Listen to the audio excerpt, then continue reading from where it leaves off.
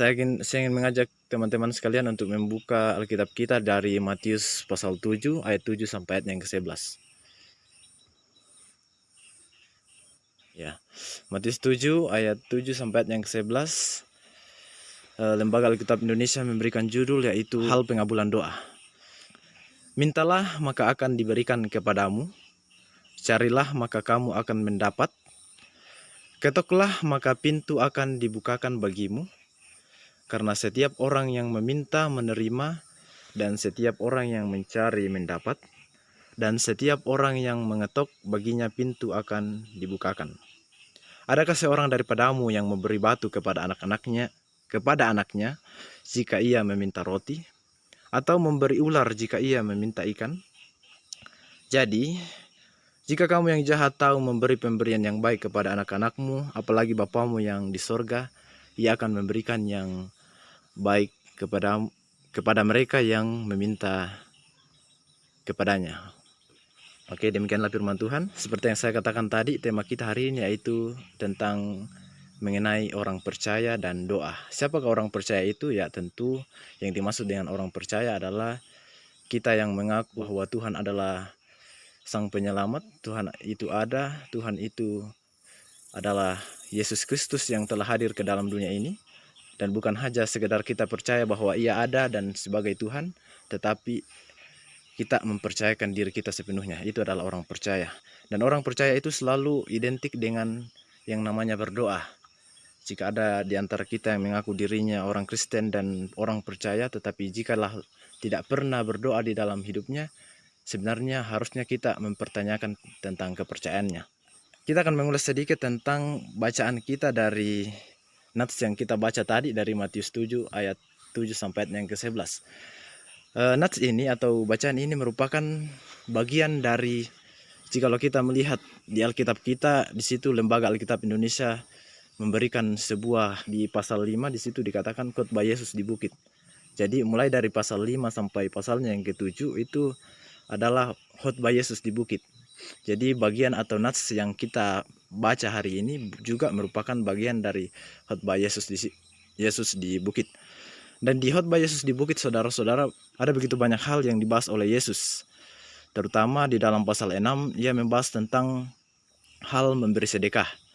Lalu kemudian juga dia membahas tentang hal berdoa, hal berpuasa, hal mengumpulkan harta, hal kekhawatiran. Lalu di pasal 7 ia membahas tentang hal menghakimi, hal yang kudus dan berharga, dan yang terakhir yang telah kita baca tadi tentang hal pengabulan doa.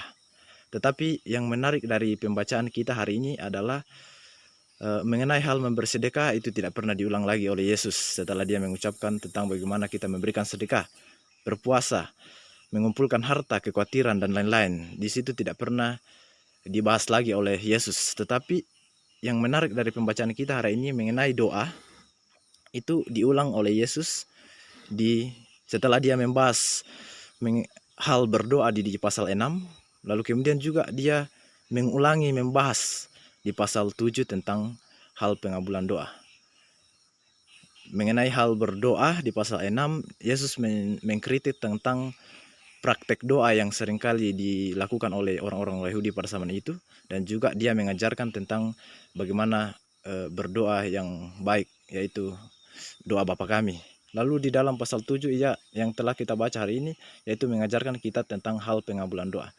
Lalu pertanyaannya, mengapa sampai di dalam khotbah Yesus di bukit mulai dari pasal 6 sampai 7 Yesus mengulangi mengenai berdoa? Tentunya karena di dalam Alkitab, jika ada suatu ayat atau ada suatu kalimat yang diulang-ulang di dalam Alkitab, itu menandakan bahwa kata itu atau suatu kalimat atau judul itu atau pasal itu merupakan pasal yang penting. Jadi apa artinya? Yesus menjelaskan tentang berdoa di pasal 6 dan 7, itu berarti Yesus lebih menekankan, bukan berarti tidak menekankan yang lain, tetapi lebih menekankan mengenai doa. Ya, artinya bahwa mengenai doa, ternyata doa adalah hal yang paling penting dari kehidupan umat Kristen, dan umat Kristen tidak boleh terlepas dari yang namanya berdoa. Jikalau doa merupakan sesuatu yang penting bagi kehidupan kita, lalu pertanyaannya bagi kita adalah, sudahkah kita pernah berdoa? Apakah kita sudah pernah berdoa selama kita menganggap diri kita Kristen. Mungkin mengenai doa persekutuan bersama-sama dengan orang-orang atau di gereja ya mungkin kita pernah berdoa. Lalu bagaimana dengan berdoa secara pribadi kepada Tuhan?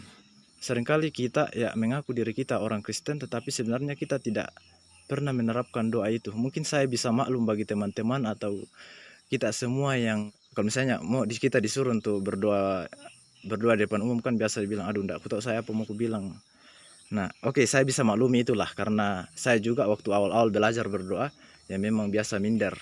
Tapi yang perlu dipertanyakan adalah ketika kita tidak pernah berdoa secara pribadi dengan Tuhan. Kalau berdoa secara pribadi di dalam hati kita kan ya sebenarnya los-los saja. Apa yang kita inginkan minta untuk Tuhan ya kita minta saja. Ya kan tidak ada orang yang mendengarkan kecuali kita dan Tuhan. Jadi sangat disayangkan bagi kita yang mengaku hari ini Kristen, apalagi kita pemuda-pemuda Kristen yang tidak pernah berdoa di dalam sepanjang kehidupannya. Oke, dalam khotbah saya hari ini saya akan membagikan beberapa poin penting untuk kita bahas bersama mengenai doa ini. Poin yang pertama yaitu mengapa kita harus berdoa. Mari kita lihat di ayat yang ke-7 pembacaan kita tadi. Mintalah, maka akan diberikan kepadamu. Carilah, maka kamu akan mendapat. Ketoklah, maka pintu akan dibukakan bagimu. Mintalah, carilah, ketoklah. Itu merupakan kata kerja. Kata kerja di sini mintalah, cari dan ketoklah. Mintalah itu menandakan bahwa kita harus berdoa. Carilah, sama pengertiannya juga dengan berdoalah, ketoklah. Sama halnya dengan itu. Jadi mintalah, cari dan ketoklah mempunyai arti bahwa kita harus berdoa. Mintalah, cari dan ketoklah merupakan kata imperatif. Imperatif adalah kata perintah. Jika kata ini merupakan kata perintah, berarti dapat kita simpulkan bahwa mengapa kita harus berdoa? Karena doa adalah perintah daripada Tuhan, bukan suatu kalimat himbauan. Ya, dihimbau kepada teman-teman semua untuk bisa setidaknya bisa berdoa. Bukan kalimat mudah-mudahan supaya bisa, bukan. Kalimat ini adalah kalimat perintah yang diperintahkan oleh Tuhan langsung. Jikalau doa ada merupakan perintah daripada Tuhan, jadi akan sangat berdosalah kita di dalam kehidupan kita ketika kita tidak pernah berdoa. Dosa itu artinya melanggar perintah Tuhan kan, atau ketetapan Tuhan. Jadi jika ada orang yang tidak pernah berdoa di dalam kehidupannya, itu sama halnya dengan melawan perintah Tuhan. Oke, next. Mengapa kita harus berdoa? Karena doa adalah cara kita menunjukkan kebergantungan kita kepada Tuhan. Suatu hari pernah saya ditanya oleh teman saya, bilang begini, kan Tuhan itu kan maha tahu. Ya biarpun juga tidak kusampaikan apa yang ku mau kepada Tuhan, pasti nak tahu itu. Sebelum saya mengucapkan juga pasti Tuhan sudah tahu kan, Tuhan maha tahu. Ya, jadi tidak usah berdoa. Jadi menurut teman saya ini tidak usah berdoa karena Tuhan sudah tahu sebelum kita mengucapkan. Jadi sangat sia-sia kalau kita hal yang sudah ditahu Tuhan ya kita bilang lagi. Tetapi jawaban saya begini saudara, mengapa kita perlu berdoa? Karena pertama, kita menunjukkan keterbukaan kita kepada Tuhan. Tuhan ingin melihat seberapa jauh kita terbuka sama Dia. Tuhan memang tahu apa pergumulanmu. Sebelum Anda mengucapkan segala apa yang kamu minta, Tuhan jauh sebelum itu sudah tahu. Tetapi Tuhan ingin melihat apakah kamu ini mau terbuka sama Tuhan atau tidak. Itu yang jawaban pertama. Terus jawaban yang kedua, kenapa kita harus perlu berdoa walaupun Tuhan itu sudah tahu? Karena itu adalah cara kita menunjukkan bahwa ternyata di dalam kehidupan kita itu kita tidak bisa hidup tanpa Tuhan. Mirisnya kita pemuda zaman sekarang, kita tanya ke sama pacar kita, jangan kau putuskan karena tidak bisa hidup tanpa kau. Ya nyata-nyatanya kalau putus ya ternyata bisa dihidup. Kita tidak pernah mengaku bahwa ternyata kita membutuhkan Tuhan di dalam kehidupan kita. Jika ada di antara kalian yang sampai hari ini tidak pernah berdoa, jarang berdoa, bahkan seringkali lupa berdoa, sama halnya saudara mau mengatakan bahwa saya ini bisa hidup tanpa Tuhan. Saya bisa menikmati hidup hari ini, ya itu karena usaha saya, bukan karena Tuhan. Menghina Tuhan itu bukan hanya menginjak-injak kitab suci, tetapi ketika kita tidak pernah berdoa. Kenapa? Karena sama halnya menghina Tuhan. Kita percaya bahwa Tuhan itu ada, tetapi seakan-akan kita tidak percaya bahwa Tuhan itu tidak maha kuasa. Itulah sebabnya kita tidak mau berdoa. Kita menggantungkan hidup kita sepenuhnya pada diri kita sendiri, usaha kita sendiri. Ya, kita tidak mau menggantungkan hidup kita kepada Tuhan. Kita tahu Tuhan bisa menolong, kita tahu Tuhan itu segalanya, tetapi kita tidak menggantungkan sepenuhnya hidup kita kepada Tuhan. Ketika saudara mengangkat jari saudara, misalnya jari telunjuk, jari tengah, atau jari manis, ketika saudara mengangkat jari itu, sebenarnya jari itu tidak akan pernah terangkat jikalau bukan Tuhan yang berkehendak di dalamnya. Itulah sebabnya hal-hal terkecil kita itu harus menggantungkan hidup kita sepenuhnya kepada Tuhan. Mengenai makanan pun kita harus menggantungkan diri kita sepenuhnya kepada Tuhan. Bukan hanya kita berdoa kepada Tuhan supaya hari ini diberikan makanan, tetapi kita juga harus berdoa kepada Tuhan supaya kita bisa menikmati makanan itu.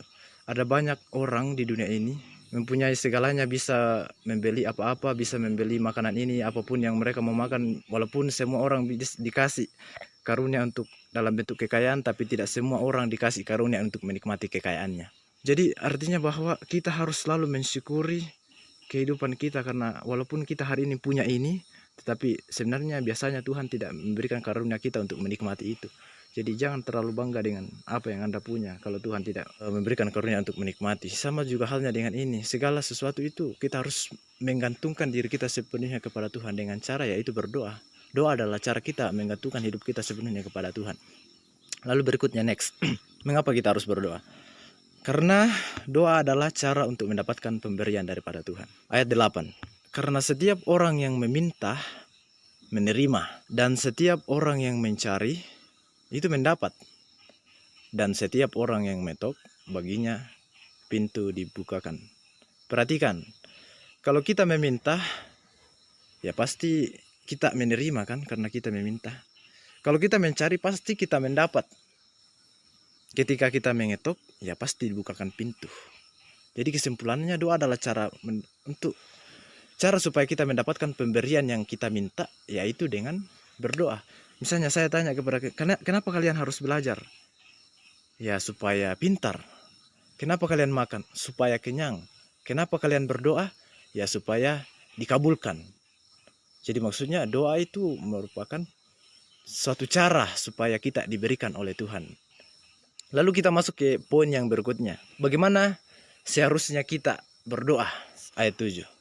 Mintalah maka akan diberikan kepadamu, carilah maka kamu akan mendapat, ketoklah maka pintu akan dibukakan bagimu. Seperti saya katakan tadi bahwa kata ini merupakan kata kerja imperatif atau kata perintah.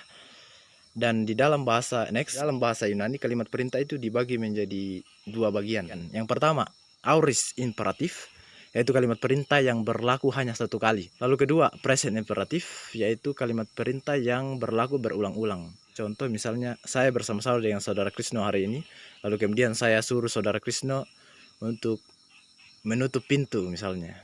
Saudara Krisno tutuplah pintu itu. Jika saya menggunakan kalimat perintah aorist imperatif, maka kalimat perintah itu hanya berlaku satu kali. Tapi kalau misalnya tiba-tiba pintunya terbuka karena sesuatu, apakah itu angin atau ada orang lain yang membuka, jadi saudara Krisno tidak harus menutup lagi kalau misalnya terbuka. Itu kalimat perintah yang berlaku hanya satu kali. Lalu kemudian seperti contoh tadi, saya suruh saudara Krisno untuk menutup pintu, tetapi jika saya menggunakan kalimat perintah present imperatif, maka kalimat perintah itu berlaku secara terus-menerus atau berulang-ulang. Kalau misalnya pintu itu tiba-tiba terbuka oleh karena sesuatu atau dibuka orang, ya saudara Krisno harus menutup kembali. Kalau misalnya terbuka lagi karena sesuatu, ya saudara Krisno tutup kembali. Walaupun cuma satu kali ku perintah Krisno, ya berapa kali lakukan, karena itu berulang-ulang.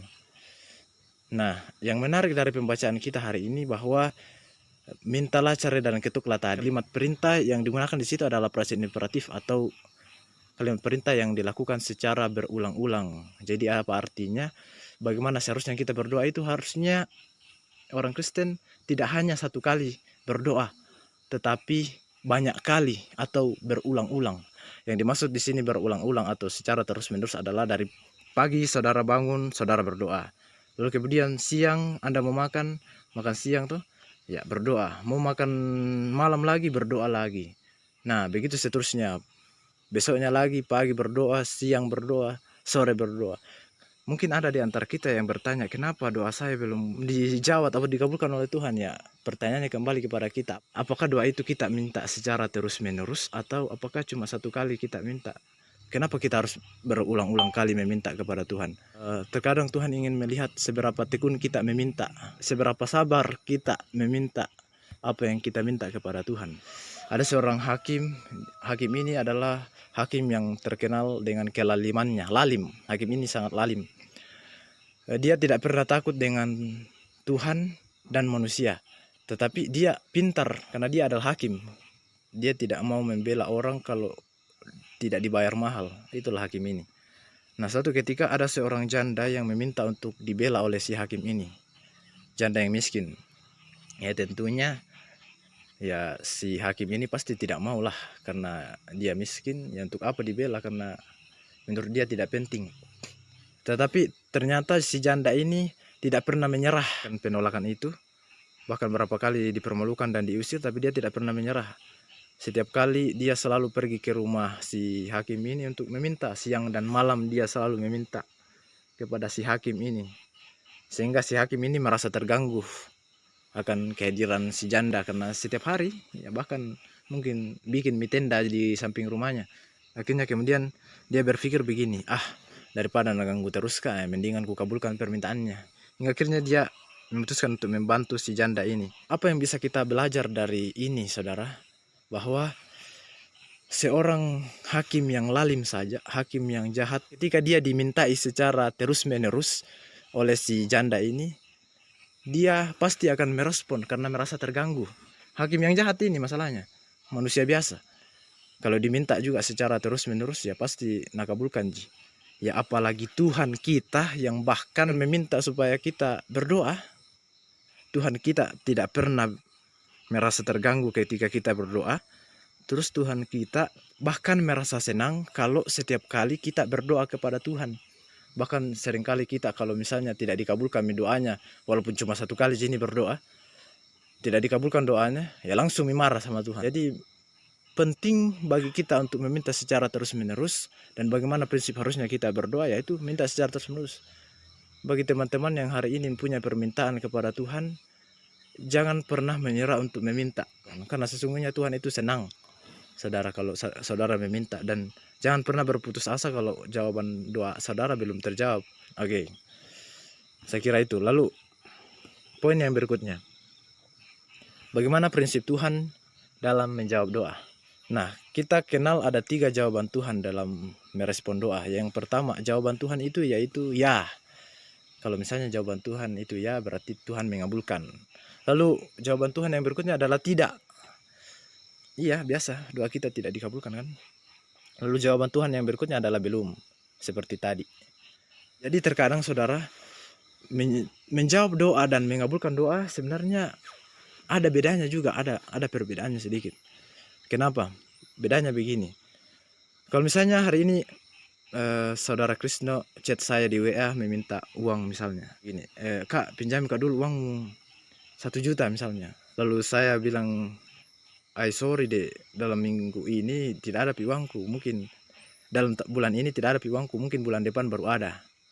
Nah, pertanyaannya, apakah saya menjawab WA saudara Krisno? Ya, saya menjawab WA-nya saudara Krisno. Tetapi apakah saya mengabulkan permintaannya Krisno?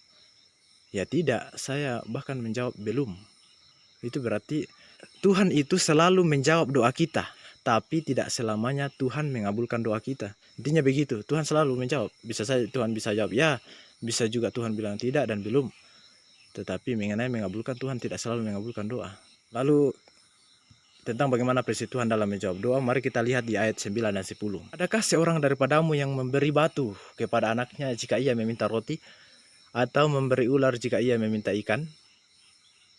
Lalu juga di dalam Lukas 11 maksud saya, ayat 12, di situ dikatakan, atau jika ia meminta telur, akan memberikan kepadanya kalajengking. Yang menarik dari pengajaran Yesus Kristus ini, Tuhan Yesus Kristus memberikan suatu perbandingan antara roti dan batu, ikan dan ular, telur dan kalajengking di dalam Lukas 11 ayat 12. Di situ Yesus memberikan perumpamaan tentang seorang ayah yang tidak akan mungkin memberikan sesuatu yang buruk kepada anaknya. Tetapi di dalam perumpamaan itu Tuhan mengaitkan antara roti dan batu, ikan dan ular, telur dan kalajengking. Apakah itu hanya sekedar kebetulan saja bahwa Tuhan? Nah, setelah saya membaca buku William Barclay tentang penafsiran ini, saudara, di situ roti dan batu itu mempunyai suatu kesinambungan yang tidak hanya kebetulan yang diambil oleh Yesus. Di bagian Palestina itu ada suatu jenis batu di pantai yang disebut batu kapur yang sangat mirip menyerupai roti. Jadi bahkan seringkali mungkin kalau ada orang yang iseng kerjai temannya ambil itu batu kemudian kasih ini bilang makan ku ini roti, lalu tiba-tiba kalau misalnya dia tidak tahu ya bisa saja dia tertipu. Kenapa? Karena hampir mirip. Lalu kemudian juga ikan dan ular. Di dalam penafsiran William Barclay ini, maksud ular di situ sebenarnya bukan ular ya, tapi belut. Diterjemahkan di situ belut, tetapi lembaga Alkitab Indonesia kita ya menerjemahkannya ular. Tapi sebenarnya itu belut lah. Apa hubungannya dengan belut? Sebenarnya belut itu kan adalah satu jenis binatang yang dianggap haram oleh orang-orang Yahudi pada zaman itu, tidak boleh dimakan. Uniknya bahwa ada satu jenis belut yang sangat mirip dengan ikan. Jadi ikan dan belut itu hampir-hampir menyerupai.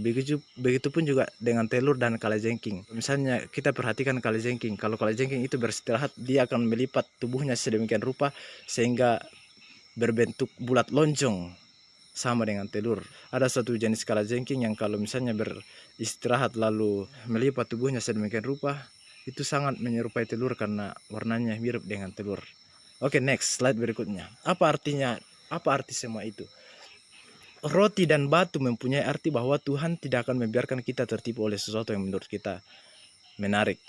Jadi kita melihat batu lalu kita kira itu roti, lalu kita meminta kepada Tuhan, Tuhan berikanlah saya roti ini, padahal sebenarnya itu batu.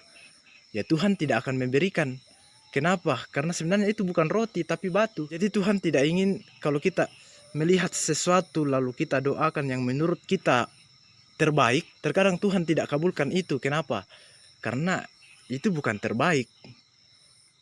Kita cuma tertipu saja oleh kecantikannya. Karena Tuhan tidak mau kita tertipu oleh kecantikan dari luar saja. Ya seringkali kita marah kepada Tuhan. Tuhan, kenapa ini tidak mengabulkan doaku Tuhan? Padahal setengah mati kami minta berulang-ulang Tuhan. Kenapa tidak mengabulkan? Tuhan tidak mau kita tertipu oleh sesuatu yang menurut kita menarik. Padahal tidak menarik sama sekali, tidak bisa dimakan. Kita melihat batu yang menyerupai roti yang menurut kita bisa dimakan, tetapi itu tidak bisa dimakan. Tuhan ingin membuka mata kita, buka matamu, bukan roti itu, tapi batu, tapi cuma mirip ji. Itu maksudnya. Lalu berikutnya, ikan dan ular. Ikan dan ular mempunyai arti bahwa Tuhan tidak akan membiarkan kita meminta sesuatu yang dilarang oleh agama.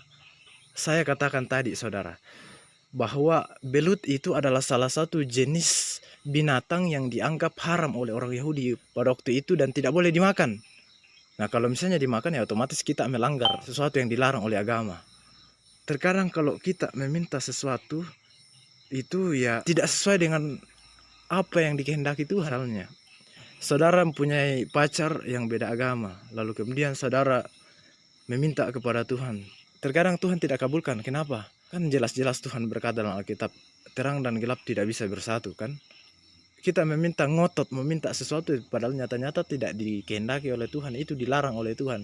Jadi jangan pernah marah dan memberontak kepada Tuhan jika sesuatu tidak diberikan kepada kita ketika kita meminta. Ya cek-cek dulu doamu, kira-kira apakah ini tidak dilarang oleh Tuhan atau kira-kira ini sesuai dengan kehendak Tuhan atau tidak. Lalu berikutnya mengenai telur dan kalajengking, mempunyai arti bahwa Tuhan tidak akan pernah membiarkan kita meminta sesuatu yang dapat membahayakan kita. Ketika kita melihat kalajengking yang sedang beristirahat melipat tubuhnya sedemikian rupa sehingga menyerupai telur, lalu kita meminta kepada Tuhan, Tuhan pokoknya kasih saya ini telur, padahal sebenarnya kalajengking. Pokoknya kita ngotot, pokoknya paksakan Tuhan harus dikabulkan. Ketika kita memegang kalajengking itu dan kita kira itu telur dan ternyata itu adalah kalajengking, maka kalajengking itu bisa saja membahayai kita, bahkan bisa meracuni kita. Jadi terkadang Tuhan tidak mau hal itu terjadi kepada kita. Kita meminta sesuatu yang sebenarnya bahaya bagi kita. Jadi terkadang Tuhan tidak menjawab atau mengabulkan doa kita karena Tuhan tahu bahwa itu berbahaya bagi kita. Pernahkah saudara bersyukur kalau doanya itu tidak dijawab oleh Tuhan? Iya kan lucu. Biasanya orang bersyukur kalau kalau doanya itu kabul. Tapi pernahkah kita bersyukur doa kita tidak dikabulkan oleh Tuhan? Ada suatu cerita saudara, si A ini suka sekali dengan B, si B ini adalah perempuan, si A ini laki-laki. Si A ini suka sekali dengan si B ini, sudah lama dia incar. Karena cantik, pokoknya menurut di mata A itu pokoknya perfect si B ini. Suatu ketika setelah mengincar sekian lama, akhirnya si B ini didapatkan oleh si C, temannya sendiri. Padahal si A ini sudah berdoa sekian lama supaya bagaimana caranya supaya bisa jadi pacarnya si B. Si A ini akhirnya marah kepada Tuhan. Tuhan, kenapa berdoa ke setengah mati malah si C yang dapat? Si C yang dapat dia jadi pacarnya, bahkan sampai ke jenjang yang lebih serius, ya menikah. Setelah 5 tahun menikah, 10 tahun, 20 tahun menikah, akhirnya si C ini akhirnya curhat sama si A.